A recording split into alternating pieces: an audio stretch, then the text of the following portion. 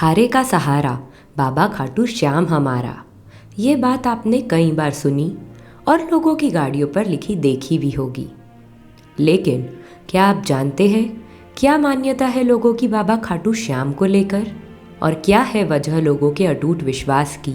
नमस्कार और स्वागत है आपका द स्टोरीज ऑफ भारत में, जहां हम आपको सुनाते हैं भारत से जुड़ी सुनी अनसुनी कहानी। बाबा खाटू श्याम की कथा जुड़ी है महाभारत काल से, इसलिए जानने के लिए वीडियो को आखिर तक ज़रूर देखें।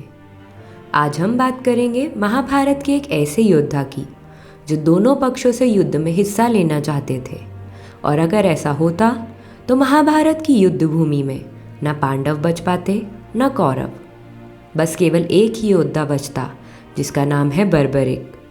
लेकिन ऐसा नहीं हो पाया, क्योंकि श्री कृष्ण ने इस युद्ध से पहले ही बिना कोई शस्त्र उठाए या कोई लड़ाई किए बगैर ही बर्बरिक का सर धड़ से अलग करवा दिया, और इस तरह श्री कृष्ण ने कलयुग को दिए बाबा खाटू श्याम। क्या है पूरी कहानी, आइए बताते हैं आपको हमारी आज की इस वीडियो में। बर्बरिक के दादा पांचों पांडवों में से सबसे ताकतवर भीम थे, और उनकी दादी थी हिडिंबा राक्षसी। इतने ताकतवर कुल के होने की वजह से बर्बरिक भी बेहद बलशाली थे। बर्बरिक भीम के बेटे बाबा घटोत्कच और नागकन्या मौरवी के पुत्र थे। खाटू श्याम की सच्ची कहानी क्या है? एक पुराण के अनुसार माना जाता है कि बर्बरिक शिव के अवतार थे, और महादेव की उपासना से बर्बरिक ने 3 तीर प्राप्त किए। ये तीर चमत्कारिक थे और इनके आगे कोई टिक नहीं पाता था, इसलिए श्याम बाबा को 3 बाणधारी भी कहा जाता है। भगवान अग्निदेव ने भेंट में बर्बरिक को एक दिव्य धनुष दिया था।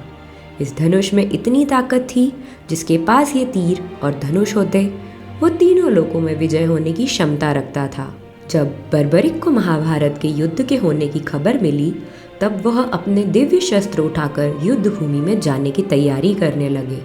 तब उनकी माँ ने उनसे जाने से पहले कहा कि तुम उनकी तरफ से ही लड़ना जो युद्ध में कमज़ोर होंगे, हार रहे होंगे। बर्बरिक अपनी माँ की हर एक आज्ञा का पालन करता था। उन्होंने अपनी माँ से वादा किया कि वह वैसा ही करेंगे।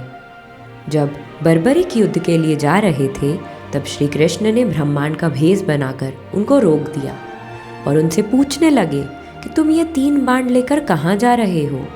तब बर्बरिक ने जवाब दिया कि यह 3 बाण इतनी क्षमता रखते हैं कि किसी भी युद्ध में पूरी सेना को एक ही बार में ख़त्म कर सकते हैं। श्री कृष्ण, जो कि ब्राह्मण के भेष में थे, उन्होंने बर्बरिक से कहा कि ऐसा तो नामुमकिन है, ज़रा इस पीपल के वृक्ष के सारे पत्ते भेद कर दिखाओ। बर्बरिक ने तीर निकालकर पीपल के वृक्ष की ओर छोड़ा। उस एक तीर ने उस वृक्ष के सारे पत्तों को भेद दिया, और भेदता हुआ श्री कृष्ण के पैरों के चक्कर लगाने लगा, क्योंकि श्री कृष्ण ने एक पत्ता अपने पैरों के नीचे दबा रखा था। बर्बरिक समझ गए कि एक आखिरी पत्ता यहाँ ही है, तभी ये तीर ऐसे पैरों के पास घूम रहा है। फिर श्री कृष्ण ने जैसे ही पैर हटाया, वैसे ही बाण उस पत्ते पर जा लगा। श्री कृष्ण ने बर्बरिक से जब पूछा कि तुम किसकी तरफ से लड़ोगे, तब बर्बरिक ने कहा, जो पक्ष भी हारेगा मैं उसकी तरफ से लड़ूंगा। श्री कृष्ण ये सुनकर सोचने लगे कि ऐसे तो अगर कौरव हारने लगे, तब बर्बरिक एक ही बाण में पांडवों की सेना को खत्म कर देंगे। और कौरवों को इस वचन के बारे में पता था, इसलिए उन्होंने पहले से ही ये योजना बना रखी थी कि युद्ध की शुरुआत में आधे सैनिक ही भेजेंगे, ताकि हम हारने लगे और बर्बरिक उनकी तरफ से युद्ध करके पांडवों की सेना को खत्म कर देंगे। ऐसे में बिना कोई समय बर्बाद करे ब्राह्मण के रूप में श्री कृष्ण ने बर्बरिक से ब्राह्मण दान मांगा। बर्बरिक ने दान देने का वचन दे दिया। ब्राह्मण ने बर्बरिक से कहा कि उसे दान में बर्बरिक का शीश चाहिए। बर्बरिक अपने शब्दों और वचनों का पालन करते थे, और वो समझ भी गए थे कि ब्राह्मण के रूप में श्री कृष्ण ही हैं जो उनसे ये कुर्बानी मांग रहे हैं। वहीं वह ये भी समझते थे कि पांडवों का यह युद्ध जीतना कितना ज़रूरी है, लेकिन वह अपनी माँ को भी वचन दे चुके थे। उन्होंने अपना शीश काटने से पहले भगवान श्री कृष्ण से विनती की कि वह उन्हें सिर्फ एक बार अपने वास्तविक रूप के दर्शन करने दें। भगवान कृष्ण ने विनती स्वीकार कर ली और श्री कृष्ण को ये करते हुए बेहद दुख हो रहा था, लेकिन ये करना बेहद ज़रूरी था। श्री कृष्ण ने बर्बरिक को कोई और इच्छा भी प्रकट करने को कहा। तब बर्बरिक बोले कि वो कटे शीश के साथ ही महाभारत का पूरा युद्ध देखना चाहते हैं।